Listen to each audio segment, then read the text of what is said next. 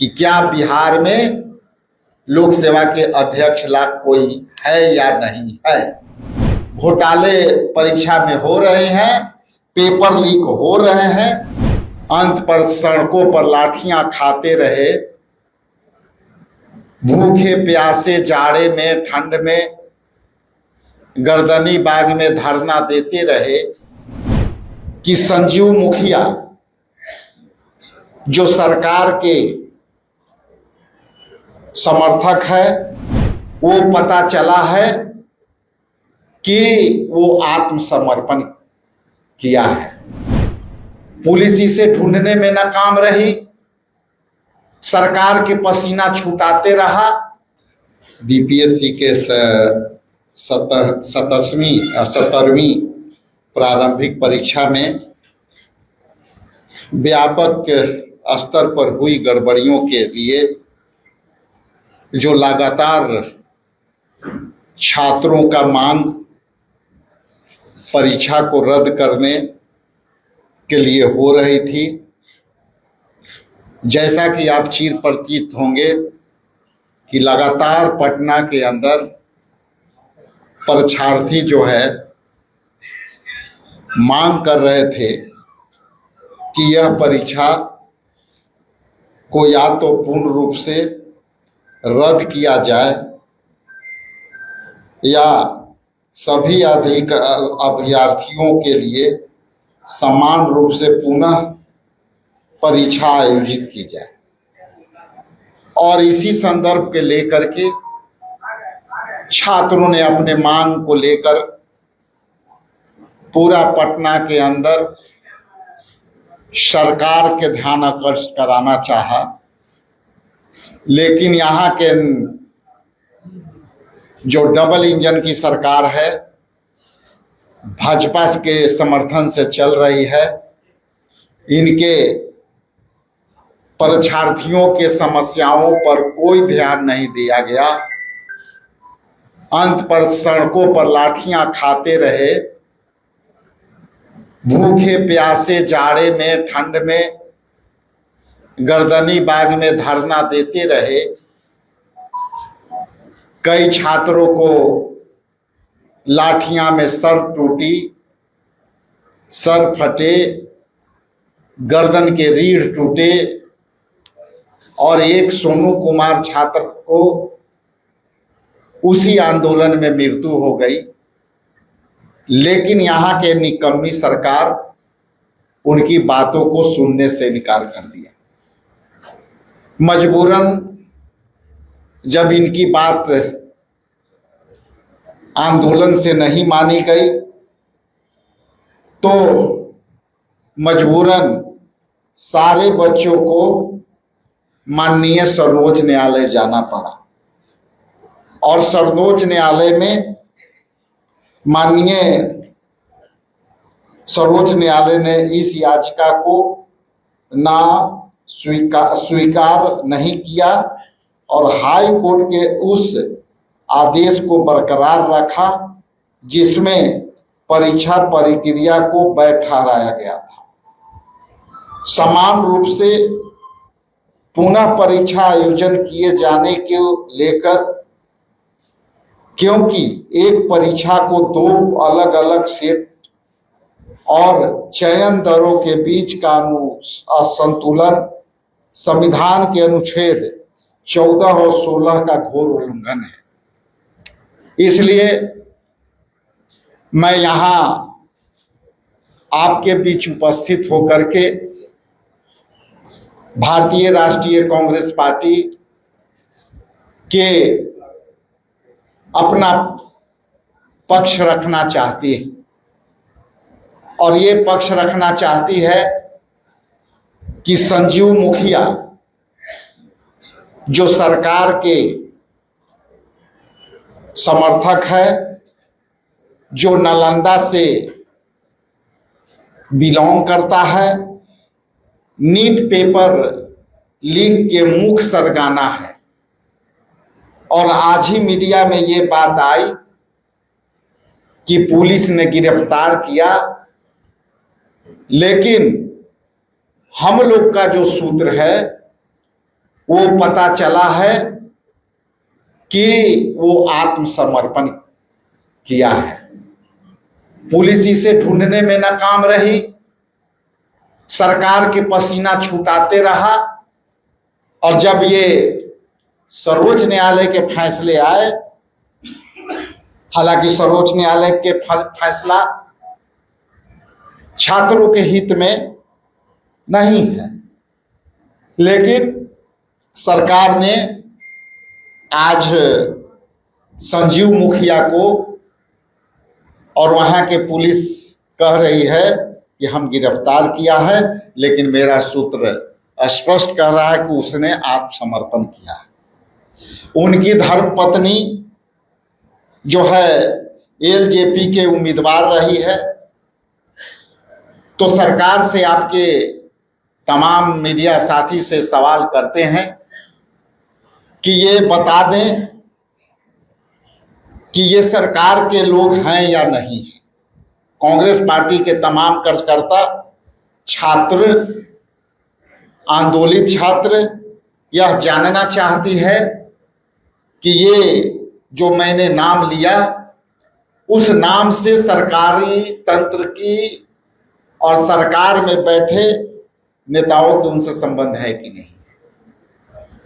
इसी संदर्भ में, जैसा कि हमारे गरीबदास जी यहाँ उपस्थित हैं, युवा कांग्रेस के अध्यक्ष, हमारे दाहिने तरफ राजेश राठौड़ जी हैं, और हम लोग जब बात कर रहे थे तो बड़ा ही आश्चर्यजनक बातें सामने आई, और वो है लोक सेवा आयोग के अध्यक्ष के लेकर। लोक सेवा के अध्यक्ष ये दूसरे राज्य से यहां आकर के अध्यक्ष बने हैं, तो ये सवाल भी स्पष्ट करता है कि क्या बिहार में लोक सेवा आयोग में अध्यक्ष रहने लायक कोई योग्य व्यक्ति नहीं मिला।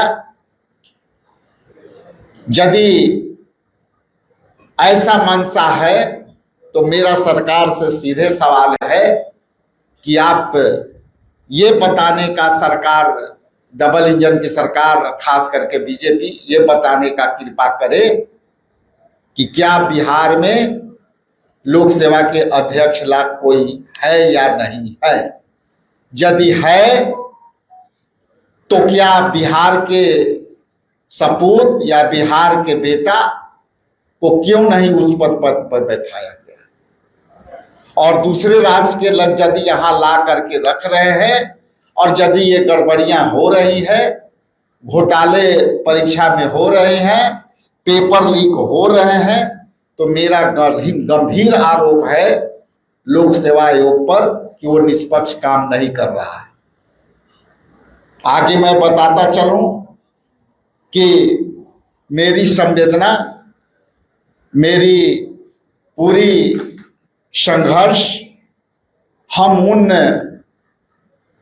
प्रतियोगी परीक्षार्थियों को भारतीय राष्ट्रीय कांग्रेस पार्टी के तरफ से, हमारे युवा कांग्रेस एनएसवाई के तरफ से, हमारे प्रदेश कांग्रेस कमेटी के तरफ से, उनकी जो भी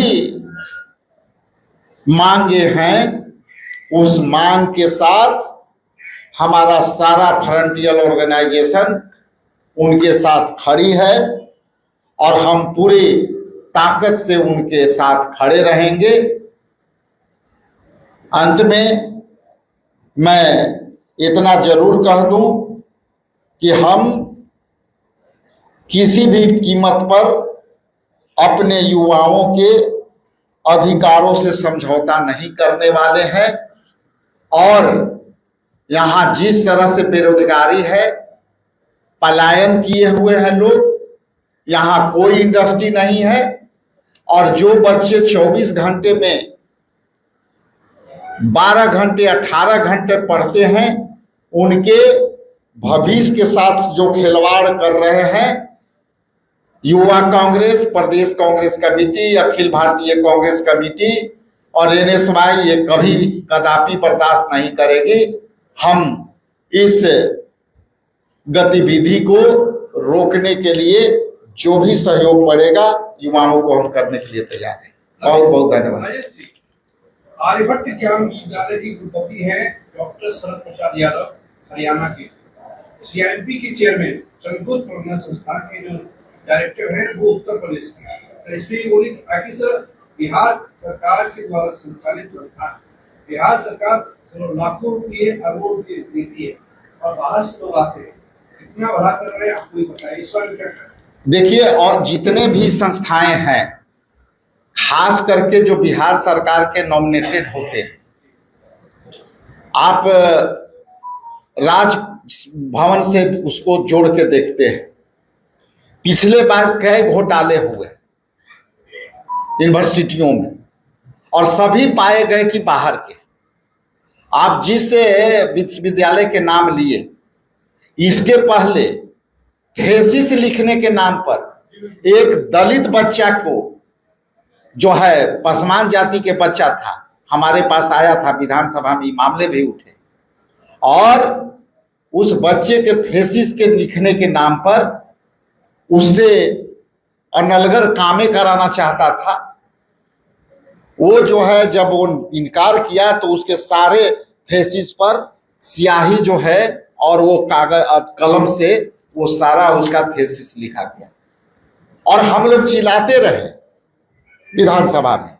इसकी उत्तर, जैसा कि हम लोग जानते हैं, सरकार गोल मोल जवाब देगी, और इनकी सरकार की जवाब सरकार और मंत्री और मंत्रिमंडल परिषद के नहीं होता है।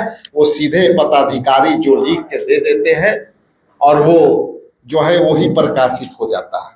इसलिए आप 90% यूनिवर्सिटियों में, 90% जो है आयोग में चयन में, ये सरकार कहां से किसको लाके बैठा देगी ये कहना बड़ा मुश्किल है। मैं भी मगध यूनिवर्सिटी का सीनेट मेंबर, और जब वहां इसके पहले जो गवर्नर थे उनके सामने मेरे सामने भीड़ा भीड़ी हो गई, और इस विषय को लेकर के कि मेरे जिले में एक विद्यालय था, वो प्यून से, रोस्टर के विरोध में प्यून से ऊपर उठकर वो अकाउंटेंट के काम कर रहा था, और सारी फाइनेंशियल गतिविधियां हो रही थी।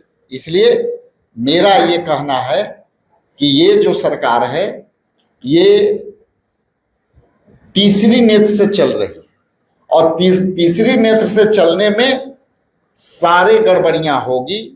इसलिए आज यहाँ पे मैं आगाह कर देता हूं कि ये सारे मुद्दे पर बिहार प्रदेश कांग्रेस कमेटी आगे काम करेगी। इन्हीं चंद शब्दों के साथ आप सबका बहुत बहुत धन्यवाद। Thank you. पनोरमा ग्रुप, जो सोचता है वो करता है। आपके अपने सपनों का आशियाना। ये लो, मुंह मीठा करो। आज मैंने अपना जॉब छोड़ दिया, अब हम पूर्णिया वापस जाएंगे। जॉब छोड़ दिया है? मतलब ये घर कैसे चलेगा? हम करेंगे क्या? और माँ बाबूजी क्या बोलेंगे? इसलिए मैं एक और मिठाई का डब्बा लाया। अपने बिजनेस के लिए लोन अप्रूव हो गया। अरे लोन अप्रूव हो गया वो तो ठीक है, लेकिन पूर्णिया में हम रहेंगे कहाँ? अपना घर भी तो नहीं है वहां। इसलिए तो एक और मिठाई का डब्बा अलग से लाया हूं। हमने पूर्णिया में घर ले लिया है, पूर्णिया के ई होम्स पैनोरमा में। पूर्णिया में पैनोरमा ग्रुप लेकर आए हैं ई होम्स पैनोरमा। बड़ा घर, आलीशान जिंदगी और अत्याधुनिक सुविधाओं के संग। अरे अरे, अब क्यों मुंह मीठा करवा रही हो? क्योंकि हम घर वापसी जो कर रहे हैं। घर वापसी की खुशी पूर्णिया में ई होम्स पैनोरमा के संग। E Homes Panorama, luxurious lifestyle redefined.